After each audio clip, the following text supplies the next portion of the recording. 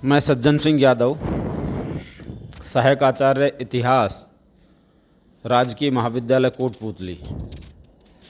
प्रिय विद्यार्थियों, BA part first year इतिहास विषय के लिए प्रस्तुत वीडियो का विषय है मौर्य इतिहास के साधन। देखिए, मौर्य जो राजवंश था, उस राजवंश के और उसके शासनकाल का इतिहास जानने के लिए हमें साहित्य, विदेशी विवरण तथा पुरातत्व तीनों ही साधनों से पर्याप्त जानकारियाँ उपलब्ध होती हैं। यदि हम साहित्य को देखें तो साहित्य में ब्राह्मण, बौद्ध और जैन साहित्य, ये तीनों प्रकार का साहित्य मौर्य इतिहास पर प्रचुर प्रकाश डालता है। ब्राह्मण साहित्य में पुराण, कौटिल्य का अर्थशास्त्र, विशाखदत्त का मुद्रा राक्षस नाटक, ये प्रमुख हैं। इनमें कौटिल्य के अर्थशास्त्र का ऐतिहासिक दृष्टि से सर्वाधिक महत्व है, जिसके अध्ययन से हम प्रथम मौर्य सम्राट के व्यक्तित्व एवं कृतित्व संबंधी प्राय सभी उपयोगी बातों का ज्ञान प्राप्त कर सकते हैं। बौद्ध साहित्य में दीपवंश, महावंश, महावंश टीका, महाबोधिवंश, दिव्यावदान आदि प्रमुख हैं। इनसे चंद्रगुप्त मौर्य, बिंदुसार, अशोक तथा परवर्ती मौर्य शासकों के विषय में भी हमें जानकारी प्राप्त होती है। जैन ग्रंथों में प्रमुख हैं भद्रबाहु का कल्पसूत्र तथा हेमचंद्र का परिशिष्ट पर्वन। इनसे चंद्रगुप्त मौर्य के जीवन की कुछ घटनाओं के विषय में हमें ज्ञात होता है। अब हम देखते हैं विदेशी विवरण। देखिए, क्लासिकल या जिन्हें हम यूनानी रोमन लेखक कहते हैं, उनके विवरणों से भी मौर्यकालीन इतिहास एवं संस्कृति का ज्ञान हमें प्राप्त होता है। यूनानी लेखकों ने चंद्रगुप्त मौर्य के लिए सेंड्रोकोट्स तथा एंड्रोकोट्स नामों का प्रयोग किया है। सर्वप्रथम सर विलियम जोन्स ने इन नामों का जो समीकरण था वो चंद्रगुप्त मौर्य के साथ स्थापित किया था। इससे ये महत्वपूर्ण निष्कर्ष निकालने में सहायता मिली कि चंद्रगुप्त मौर्य जो थे वो सिकंदर के समकालीन थे। सिकंदर के समकालीन लेखकों नियार्कस, आनेसिक्रिटस तथा अरिस्टोबुलस के विवरण चंद्रगुप्त के विषय में हमें कुछ सूचनाएं प्रदान करते हैं।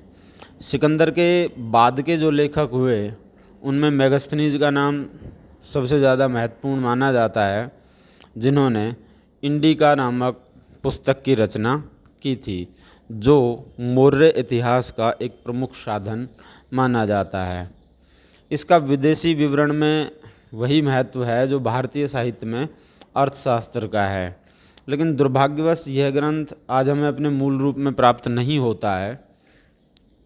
इसके अंश उद्धरण के रूप में जो बाद के लेखक हुए उनके ग्रंथों में हमें प्राप्त होते हैं।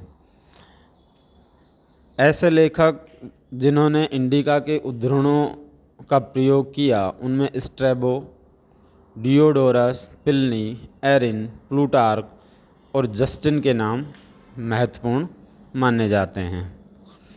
मौर्य इतिहास का जो तीसरा साधन है वो है पुरातत्व। देखिए, मौर्यकालीन जो पुरातात्विक साक्ष्य हैं उनमें सर्वाधिक जो महत्व है वो अशोक के लेखों का है। अशोक के लगभग 40 अभिलेख भारत, पाकिस्तान और अफ़गानिस्तान के विभिन्न भागों में अब तक प्रकाश में आ चुके हैं। ये लेख वस्तुतः उसके चरित्र काव्य हैं, जिनसे हम अशोक के शासन की प्राय समस्त घटनाओं का प्रमाणिक विवरण प्राप्त कर सकते हैं।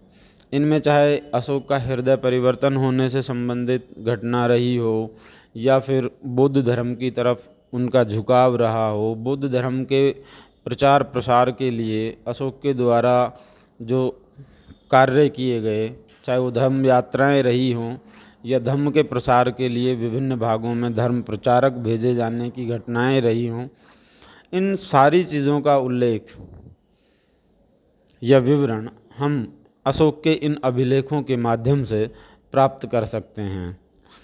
ये जो अभिलेख हैं ये इतने महत्वपूर्ण स्रोत हैं कि भंडारकर महोदय ने तो इन अभिलेखों के आधार पर ही, केवल अभिलेखों के आधार पर ही अशोक का इतिहास लिखने का प्रयास भी किया है। अशोक के लेखों के अतिरिक्त शक महाक्षत्रप रुद्रदामन का जूनागढ़ अभिलेख भी मौर्य इतिहास के विषय में कुछ सूचनाएं प्रदान करता है। इससे खासतौर पर सौराष्ट्र प्रांत में मौर्यों के शासन की जानकारी हमें प्राप्त होती है।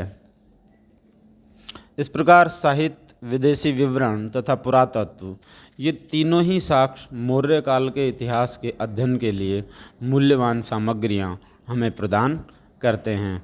वास्तव में यदि देखा जाए तो भारत का जो क्रमबद्ध इतिहास हमें प्राप्त होना प्रारंभ होता है वो मौर्य काल से ही प्रारंभ होता है। धन्यवाद।